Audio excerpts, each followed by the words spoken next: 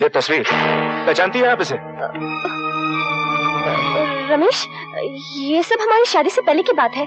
ला मेरी तस्वीर। जलील औरत, आज मुझे पता चल गया तुमने मुझसे शादी क्यों की। अशोक के साथ रहने के लिए, उसके पास रहने के लिए। रमेश, जमानत के उस ढेर को जिसका नाम अशोक है मैं हमेशा के लिए बारूद से उड़ा के रख दूंगा। और आज वो पाताल में भी छुप जाए तो भी मुझसे बच नहीं पाएगा मुझसे वो कमीना। रमेश, छोड़ दो मुझे। रमेश,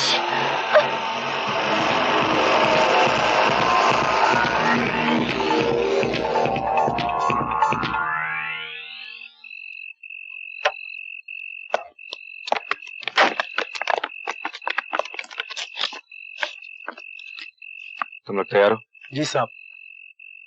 जैसे अशोक बोलने के लिए खड़ा हो जाए तुम लोग उसकी मीटिंग तोड़ देना। और याद रखना, कोई उसे हाथ नहीं लगाएगा। उसकी तकदीर का फैसला मेरे हाथों में है। Okay boss. अशोक माथुर जिंदाबाद! अशोक माथुर जिंदाबाद! अशोक माथुर जिंदाबाद! अशोक माथुर जिंदाबाद! मुझे आपके जिंदाबाद के नारे नहीं चाहिए, मुझे आपकी मदद चाहिए, आपकी हमारी एकता चाहिए, आपका हाथ चाहिए, आपका साथ चाहिए।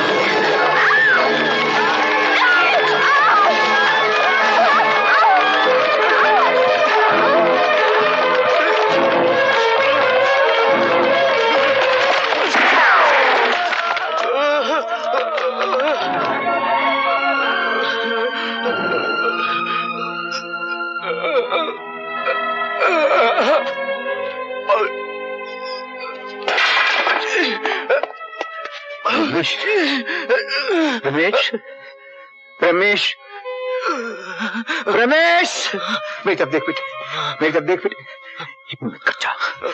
पुलिस, पुलिस, कोई है? मुझे हाँ, हाँ बेटे, हाँ, रमेश, रमेश,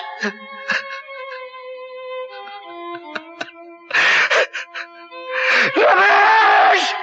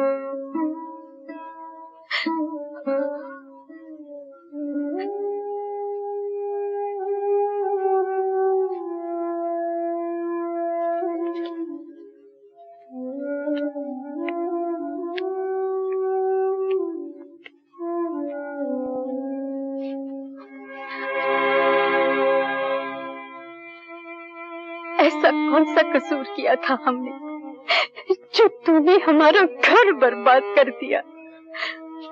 माँ, मत कह माँ, मुझे मत कह माँ। मैं कहती हूँ चला जा यहाँ से, चला जा।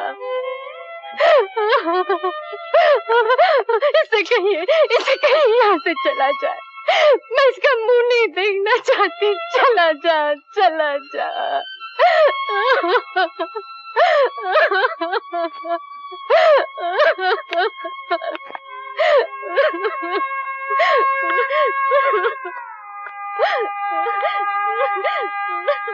मीना, अब यहाँ क्या करने आए हो? हमारा घर तो बर्बाद कर दिया, मेरे जीवन में आग लगा दी तुमने, भैया का हंसता हुआ चेहरा मिट्टी में मिला दिया। अब क्या बचा है जो लूटने आए हो? मीना, मैं तुम्हें कैसे समझाऊं कि मैं बेकसूर हूँ? कसूर तो हमारा है जो हमने तुम्हें अपना समझ लिया, तुम्हारा असली रूप नहीं पहचाना। मीना, नफरत का इतना काला धुआं फैल चुका है तुम्हारी आंखों के सामने कि सच्चाई का चेहरा नहीं देख सकते। ये धुआं भी उसी आग ने फैलाया है जो तुमने लगाई है। मीना, उस आग में हमारा सब कुछ जल गया। तुम एक पत्थर दिल खुद गर्ज इंसान हो, तुम व्यापारी हो, अपनी कीमत खुद लगाते हो। ये कीमत तुम्हें जो भी दे दे तुम उसके हाथों बिक जाओगे। मैं तुम्हें कभी माफ नहीं करूंगी। मैं तुम्हारी सूरत नहीं देखना चाहती। निकल जाओ यहाँ से, भगवान के लिए यहाँ से निकल जाओ।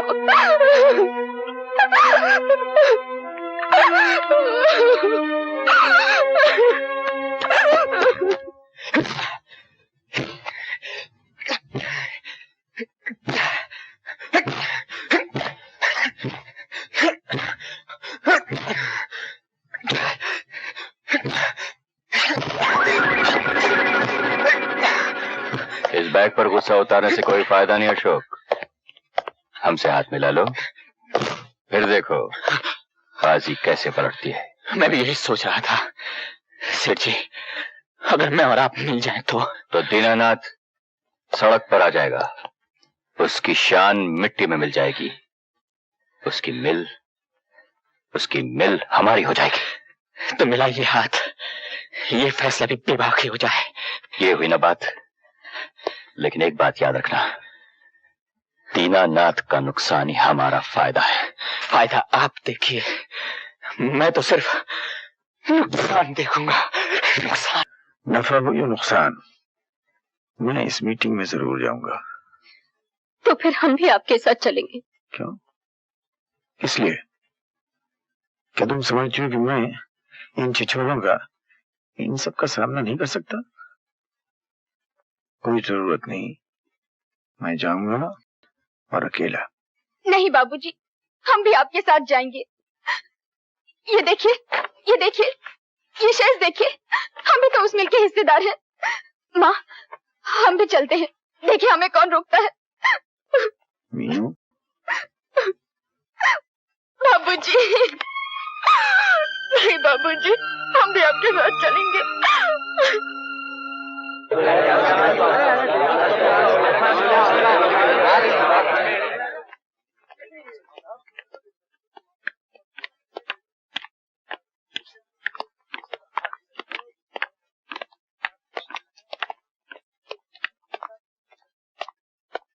अशोक बाबू जिंदाबाद, अशोक बाबू जिंदाबाद, अशोक बाबू जिंदाबाद, अशोक बाबू जिंदाबाद, अशोक माथुर जिंदाबाद, अशोक माथुर जिंदाबाद, अशोक माथुर जिंदाबाद, अशोक माथुर जिंदाबाद, अशोक माथुर जिंदाबाद, अशोक माथुर जिंदाबाद।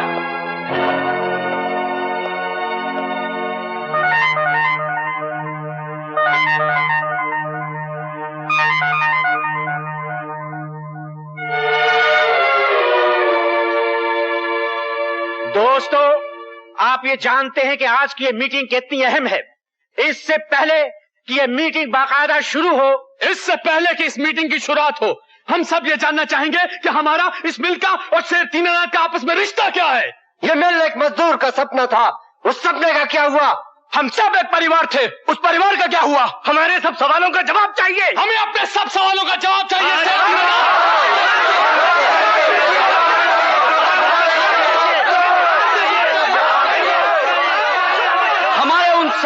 क्या हुआ? हमारा बाप से रिश्ता क्या है?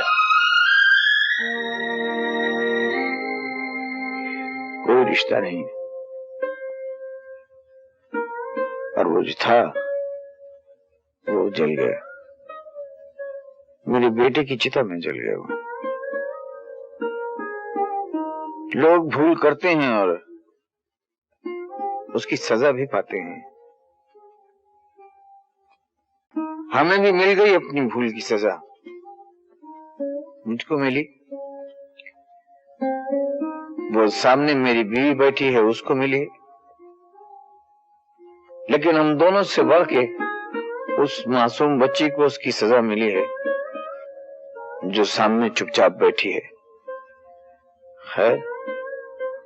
ऊपर वाला सब देखता है। हम ऊपर वाले की नहीं, अशोक बाबू की बात करते हैं। उन्हीं के कंधों पर इस मील की बुनियाद रखी गई है।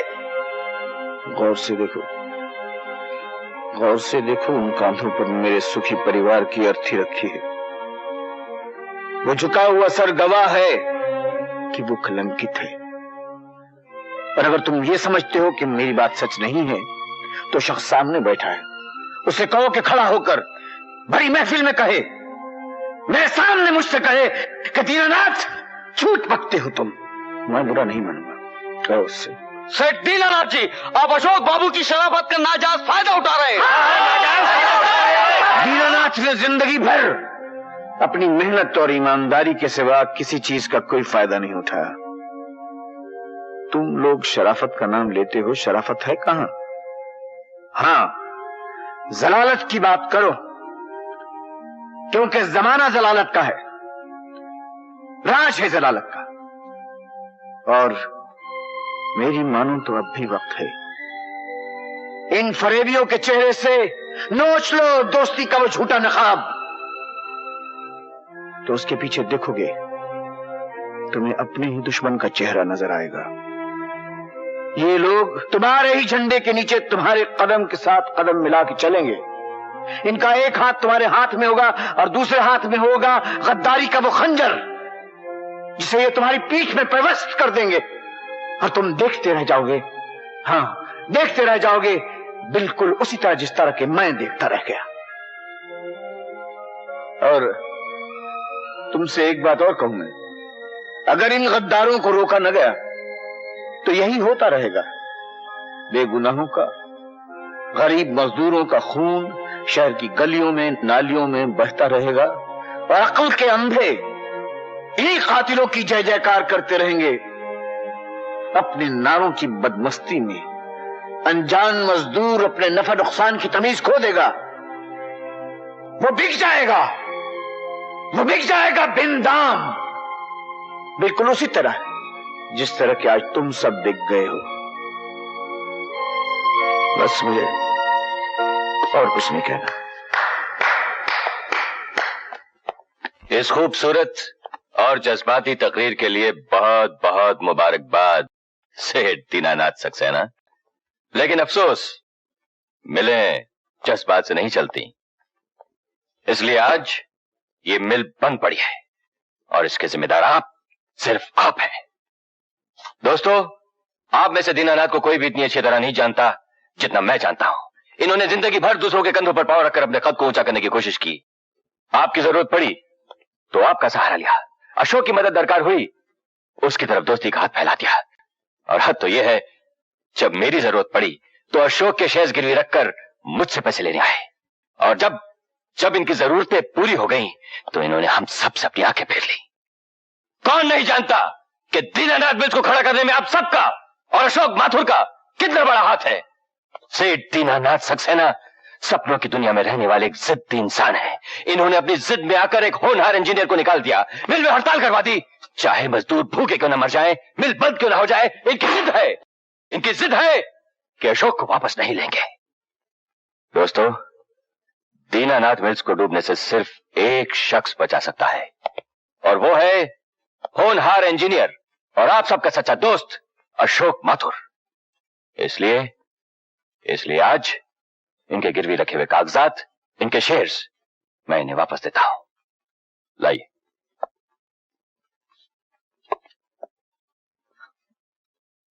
हाँ हाँ, ले लो ना, तमन्ना थी, लेते क्यों नहीं? तुम्हें तुम्हारी कीमत मिल रही है, बढ़ाओ हाथ, ले लो, ले लो।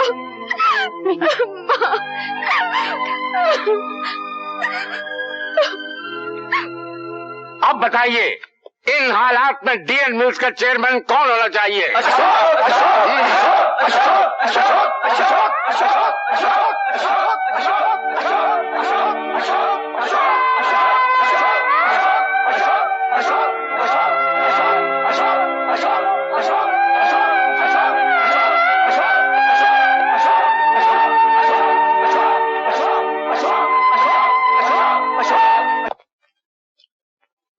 मजदूर भाइयों, आप लोग मुझे इस मिल का चेयरमैन बनाना चाहते हैं। मेरे लिए इससे बढ़कर खुशी की और बात हो भी क्या सकती है। इस मिल की हड़ताल को खत्म करने के लिए जो कुछ भी करना जरूरी है वो किया जाना चाहिए। सेठ हीरालाल ने मेरी तारीफ में जो कुछ भी फरमाया वो कहां तक सच है ये तो मैं नहीं जानता, लेकिन सेठ दीनानाथ सक्सेना के बारे में इन्होंने जो कुछ भी कहा है वो हर्फ बहर्फ सच है। सेठ दीनानाथ सक्सेना वाकई सपनों की दुनिया में रहने वाला एक जिद्दी इंसान है। आज अगर ये मिल गिरवी पड़ी है तो इनकी जिद के कारण। अगर आज इस मिल में हड़ताल चल रही है तो सिर्फ इनकी जिद की वजह से। अगर इस हड़ताल का कोई अंत नजर नहीं आ रहा तो इसका सबब भी सिर्फ इनकी जिद है।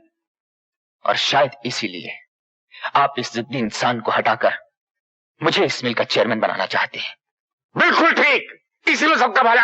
हाँ, लेकिन आप सब इस जिद्दी इंसान की एक सबसे बड़ी जिद को भूल गए हैं। इनकी एक जिद यह भी तो थी कि कोई भी मालिक मजदूर की इज्जत को, उसकी हस्ती को पांव तले रौंदने की जरूरत न कर सके।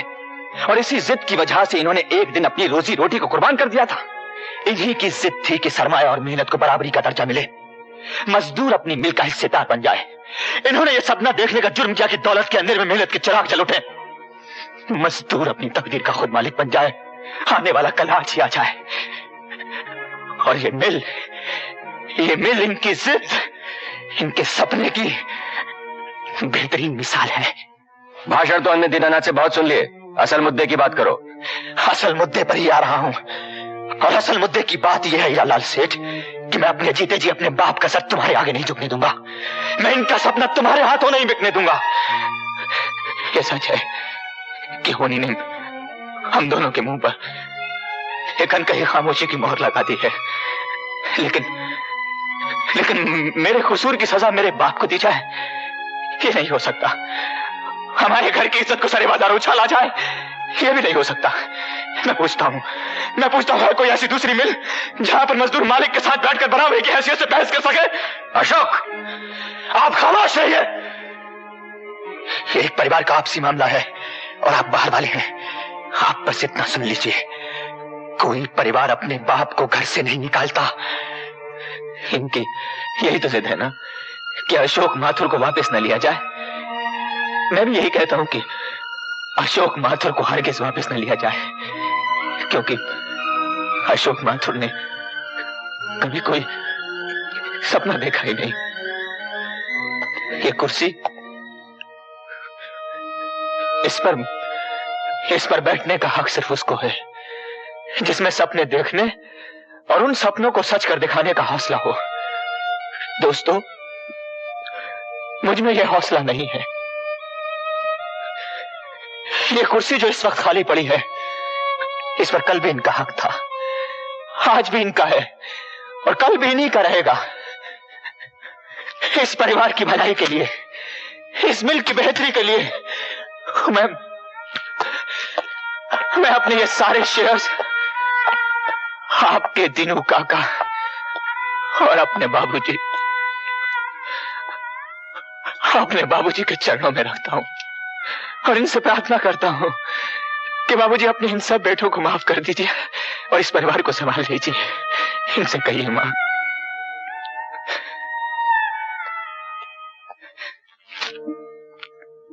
मेरी भी आपसे यही इल्तिजा है दीनानाथ जी, इस परिवार को फिर से अपना लीजिए। मुझे सब मालूम हो गया है, कसूर अशोक का नहीं, कसूर इस इस बदनसीब बच्ची का है। आओ। बाबूजी, मैंने आज तक आपसे कुछ नहीं मांगा दीनानाथ जी, आज मांग रहा हूँ। आप इन सब बच्चों के साथ मेरी इस बदनसीब बच्ची को भी माफ कर दीजिए। बाबूजी, बाबूजी मुझे माफ कर दो बाबूजी, बाबूजी मुझे माफ कर दो बाबूजी।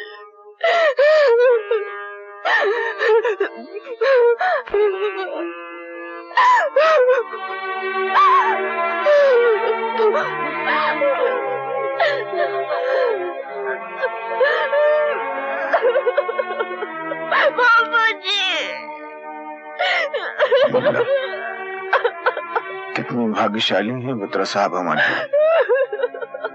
पहली बार भी हमारी जिंदगी के अंधेरे में चिराग बनकर आया, और आज भी इन्होंने हमारे टूटते हुए परिवार को एक नया जीवन दे दिया।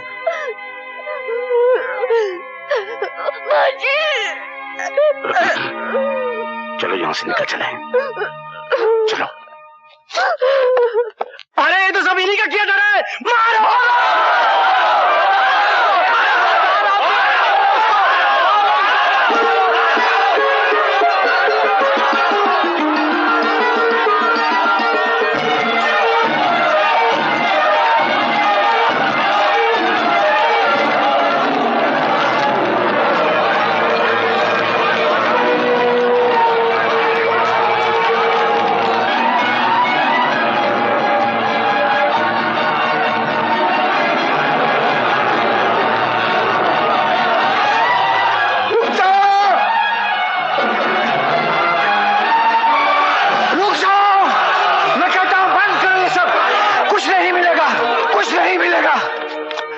बंद करो ये खून खराबा।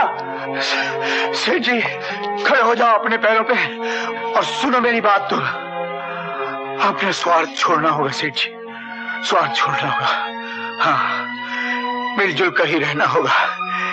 यही एक रास्ता है सेठ जी, दूसरा कोई रास्ता नहीं है। और तुम सबसे भी यही कहता हूं, यही एक रास्ता है, दूसरा कोई रास्ता नहीं है। जिस शाख पे बैठे हो उस शाख को मत काटो ना। और सेठ जी, जो जड़ें तुमको सेंचती हैं और जिनकी वजह से तुम जिंदा हो, उन जड़ों को मत खोदो तुम। भाइयों, मिलजुल कर ही रहना होगा। मिलजुल कर ही ये देश आगे बढ़ेगा।